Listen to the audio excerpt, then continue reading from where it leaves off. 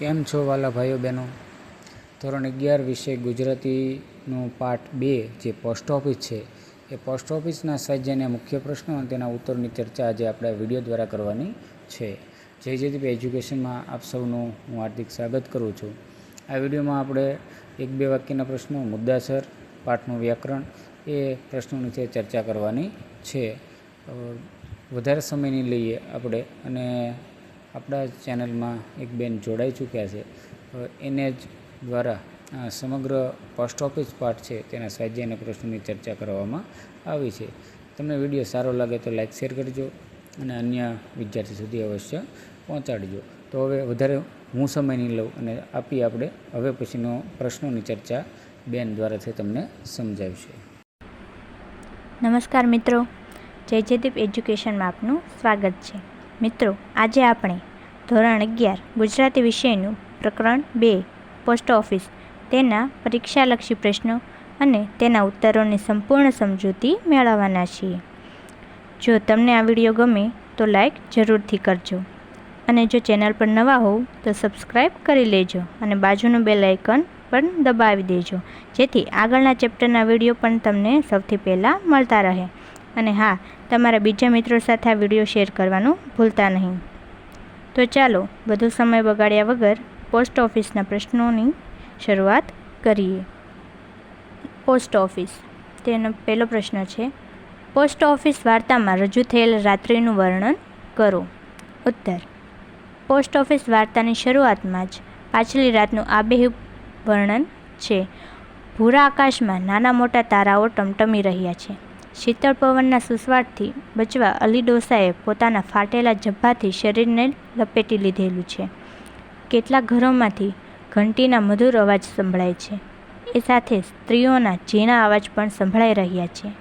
એકાદ કૂતરાનો અવાજ, વહેલા ઉઠી ગયેલા લોકોના પગરખાંનો દૂરથી સંભળાતો અવાજ, અકાળે જાગી ગયેલા પક્ષીના અવાજ સિવાય આખું શહેર સાવ શાંત હતું.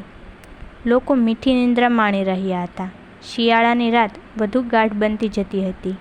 મનુષ્યના સ્વભાવ જેવી શિયાળાની ઠંડી કાતિલ હથિયારની જેમ પોતાનું સામ્રાજ્ય ચારે બાજુ ફેલાવી રહી હતી. રાત્રિ વધારે શીમળી બનતી હતી. પવન સોંસરવો નીકળી જતો હતો. શુક્રના તારાનું મીઠું તેજ બરફ પડે તેમ પૃથ્વી ઉપર ઠંડીના કટકા જેવું પડતું હતું. પ્રશ્ન નંબર 2. પોસ્ટ ઓફિસ અલી ડોસા માટે ધર્મક્ષેત્ર તીર્થસ્થાન બન્યું. આ વિધાન સમજાવો. ઉત્તર: અલી ડોસો વૃદ્ધ થતાં તેને દૂર સાસરે રહેતી એકની એક દીકરી મરિયમની યાદ સતાવતી હતી. ડોસો દીકરીના વિરહમાં ઝૂરી રહ્યો હતો. તે દીકરીના પત્રની રાહમાં દિવસો વિતાવતો હતો. તે જાણતો હતો કે પત્ર આવશે તો પોસ્ટ ઓફિસમાં જ હશે. આથી તે દરરોજ વહેલી સવારે શહેરની પોસ્ટ ઓફિસે પહોંચી જતો. જેમ કોઈ ભાવિક ભક્ત પરમાત્માના દર્શન માટે પવિત્ર ધર્મક્ષેત્ર તીર્થસ્થાનમાં શ્રદ્ધા અને વિશ્વાસથી જાય, એમ અલી ડોસો પણ દીકરીના પત્રની આશામાં શ્રદ્ધા અને વિશ્વાસથી પોસ્ટ ઓફિસે જતો. આમ પોસ્ટ ઓફિસ અલી ડોસા માટે ધર્મક્ષેત્ર તીર્થસ્થાન બની ગયું હતું. પ્રશ્ન નંબર 3. અલી ડોસાનું પાત્રાલેખન કરો. તેનો ઉત્તર છે, અલી કોચમેન એની યુવાનીમાં કુશળ શિકારી હતો. તેનું નિશાન અચૂક હતું. એક પણ પક્ષી તેની બાજ નજરમાંથી છટકી શકતું ન હતું. પરંતુ વૃદ્ધાવસ્થામાં પહોંચતા તેનામાં ગજબનું પરિવર્તન આવ્યું. તે શિકારી મટી એક સંવેદનશીલ વત્સલ માનવ બની ગયો. વૃદ્ધાવસ્થામાં તેને દૂર સાસરે રહેતી તેની એકની એક દીકરી મરિયમની યાદ આવતી હતી. તે પુત્રીના વિરહમાં તડપતો હતો. દીકરીના પત્રની રાહ જોતા અલી માટે પોસ્ટ ઓફિસ જાણે તીર્થસ્થાન બની ગયું હતું. તે શ્રદ્ધા અને વિશ્વાસથી રોજ વહેલી સવારે પોસ્ટ ઓફિસે પહોંચી જતો અને સાંજ પડ્યે નિરાશ થઈને પાછો વળતો. આથી તે પોસ્ટ ઓફિસના કર્મચારીઓ માટે ઉપહાસનું પાત્ર બની ગયો હતો.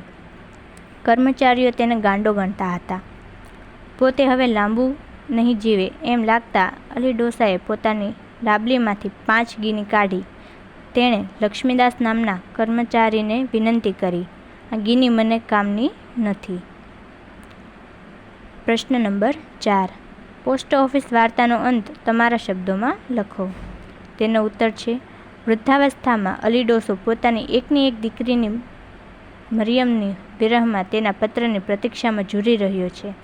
તેને આશા હતી કે દીકરીનો પત્ર જરૂર આવશે, પણ એની આશા નિષ્ફળ નીવડે છે. અલી ડોસાને લાગ્યું કે હવે તે લાંબુ નહીં જીવે. આથી તેણે પોસ્ટ ઓફિસના એક કર્મચારી લક્ષ્મીદાસને બોલાવ્યો. અલી ડોસાએ પોતાની પાસે રાખી મૂકેલી 5 ગિની અલ્લાહની સાક્ષીએ એ કર્મચારીને આપી અને વિનંતી કરી, આ ગિનીની મારે હવે જરૂર નથી, તમને કામમાં આવશે, પણ મરિયમનો પત્ર આવે તો મારી કબર પર મૂકજો. એ વાતને 3 મહિના વીતી ગયા. પછી એક દિવસે તેની દીકરી મરિયમનો પત્ર આવ્યો. એ અરસામાં પોસ્ટ માસ્ટર પોતાની દીકરીના સમાચાર ન મળતા ચિંતાતુર હતા. તેમની દશા પણ અલી ડોસા જેવી હતી. એવામાં કર્મચારીએ તેમને અલી ડોસા મરી ગયાના સમાચાર આપ્યા. પોતે અલી ડોસાની વેદના ન સમજી શક્યા. એનું એમને દુઃખ હતું. એ સાંજે કર્મચારી લક્ષ્મીદાસ અને પોસ્ટ માસ્ટર બંને જણા અલી ડોસાની કબર પર જઈને અલીની દીકરી મરિયમનો પત્ર મૂકી આવ્યા. આમ દીકરીના પત્રને ઝંખતા વત્સલ પિતાની વેદના વ્યથાથી વાર્તાનો અંત આવે છે. પ્રશ્ન નંબર 2. નીચેના પ્રશ્નોના 3-4 વાક્યોમાં ઉત્તર લખો. તેમાં પહેલો પ્રશ્ન, અલી ડોસો હોશિયાર શિકારી હતો તેમ શા પરથી કહી શકાય? તેનો ઉત્તર છે, અલી ડોસો એની યુવાનીમાં ધૂળની સાથે ધૂળ બની જાય તેવા કાબરચિત્ર તેતરને જોતો કે તરત જ તેતર તેના હાથમાં આવી પડતું. અલીની ઇટાલીના ગરુડ જેવી તીક્ષ્ણ નજર સસલાના કાન પર ચોંટતી અને બીજી જ પળે સસલું બચી શકતું નહીં. તેનું નિશાન હંમેશા અચૂક રહેતું. આ પરથી કહી શકાય કે અલી ડોસો હોશિયાર શિકારી હતો. પ્રશ્ન નંબર 2. અલી સસલાનો શિકાર કેવી રીતે કરતો હતો? તેનો ઉત્તર છે, અલીની તીક્ષ્ણ નજર સસલાના બખોલમાં જઈ પહોંચતી. સસલું આવીને જોઈ આસપાસના સૂકા પીળા કાસડા કે રાપડાના ઘાસમાં સ્થિર કાન કરીને સંતાઈ જતું. પણ અલીની નજર ઇટાલીના ગરુડ જેવી હતી. એની નજર તરત જ સસલાના કાન પર ચોંટતી અને બીજી જ પળે સસલું અલીના હાથમાં. પ્રશ્ન નંબર 3. અલી ડોસાની દીકરી વિશે જણાવો. તેનો ઉત્તર છે, અલી ડોસાને એક જ દીકરી હતી. તેનું નામ મરિયમ હતું. મરિયમને દૂર પંજાબમાં પરણાવી હતી. તે તેના સાસરે રહેતી હતી. તેનો પતિ લશ્કરમાં નોકરી કરતો હતો. પ્રશ્ન નંબર 4. સ્નેહ અને વિરહ શબ્દો અલી ડોસાને ક્યાં સમજાય છે? તેનો ઉત્તર છે, જે દિવસે અલી ડોસાની દીકરી મરિયમ સાસરે ગઈ તે દિવસથી અલી ડોસાને જિંદગીમાં એકલતા લાગવા માંડી. તે દિવસથી અલી શિકાર કરવાનું ભૂલી ગયો અને સ્થિર નજરે અનાજના ભરચક લીલા ખેતર સામે જોઈ રહેતો. એ સમયે સ્નેહ અને વિરહ શબ્દો અલી ડોસાને સમજાય છે. એને જિંદગીમાં પહેલીવાર સમજાયું કે કુદરતમાં સ્નેહની સૃષ્ટિ અને વિરહના આંસુ પણ છે. પ્રશ્ન નંબર 5. પોસ્ટ ઓફિસના કર્મચારીઓ અલી ડોસાની હાંસી શી રીતે ઉડાડતા? તેનો ઉત્તર છે, મરિયમના કાગળની રાહ જોતા અલી ડોસાનો વહેલી સવારે પોસ્ટ ઓફિસે પહોંચી જવાનો રોજનો ક્રમ બની ગયો હતો. પરંતુ કાગળ આવતો નહીં, છતાં નિરાશા ખંખેરીને તે બીજે દિવસે હાજર થઈ જતો. આ જોઈને કર્મચારીઓ તેને પાગલ ગણી તેની હાંસી ઉડાવતા. ક્યારેક મશ્કરીમાં અલી ડોસાનું નામ બોલીને પણ તેને કાગળ માટે ટટળાવતા. આ રીતે અલી ડોસાની હાંસી ઉડાડવામાં તેમને મજા આવતી. પ્રશ્ન નંબર 6. નામ નોંધી રાખજો ભાઈ. આ વિધાનનો તાત્પર્ય સમજાવો. તેનો ઉત્તર છે, પ્રસ્તુત વાક્ય પોસ્ટ માસ્ટર અને અલી વચ્ચેના સંવાદનું છે. વારંવાર પત્ર માટે ધક્કા ખાતા વત્સલ પિતાના હૃદયની મજાક ઉડાવતા પોસ્ટ માસ્ટર કહે છે, અહીં કાંઈ તમારી મરિયમનું નામ નોંધી રાખ્યું છે? ત્યારે અલી નામ નોંધી રાખવા કહે છે. ઉદ્ધતતાને ન સમજી શકતા ભોળા એવા વત્સલ પિતાનો ઉત્કટ ભાવ આ વિધાન દ્વારા વ્યક્ત થાય છે. પ્રશ્ન નંબર 7. પોસ્ટ ઓફિસ તરફ એક નજર કરીને ત્યાંથી નીકળ્યા ત્યારે અલી ડોસાના મનોભાવ કેવા હતા?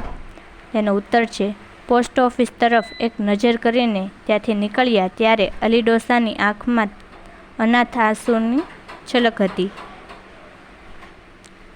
અશ્રદ્ધા નહોતી, પણ તેની ધીરજનો અંત આવ્યો. એક લાચાર પિતાની મનોદશા હતી. પ્રશ્ન નંબર 8. અલી ડોસાએ લક્ષ્મીદાસને કઈ ભલામણ કરી હતી અને શા માટે? તેનો ઉત્તર છે અલી ડોસાએ લક્ષ્મીદાસને ભલામણ કરી હતી કે તેની દીકરી મરિયમનો કાગળ આવે તો પોતાની કબર પર પહોંચાડવો, કારણ કે અલી ડોસાએ હવે તેનું મૃત્યુ નજીક લાગતું હતું અને હજી સુધી તેની એકની એક દીકરી મરિયમનો પત્ર આવ્યો નહોતો. પ્રશ્ન નંબર 9. અલી ડોસા પર આવેલા પત્રનો પોસ્ટમાસ્ટરે શા માટે ઘા કરી દીધો? તેનો ઉત્તર છે દૂર દેશાવરમાં રહેતી પોસ્ટમાસ્ટરની દીકરી માંદી હતી અને તેના સમાચારની રાહ જોતા પોસ્ટમાસ્ટર ચિંતાતુર હતા. એવામાં એમની પાસે પડેલા ટપાલના થોકડામાંથી તરત તેમને પોતાનું છે એમ સમજીને એક કવર ઉંચક્યું. પણ એ કવર ઉપર અલી ડોસાનું સરનામું જોયું એટલે પોસ્ટમાસ્ટરે વીજળીનો આંચકો લાગ્યો હોય એમ અલી ડોસા પર આવેલા પત્રનો ઘા કરી દીધો.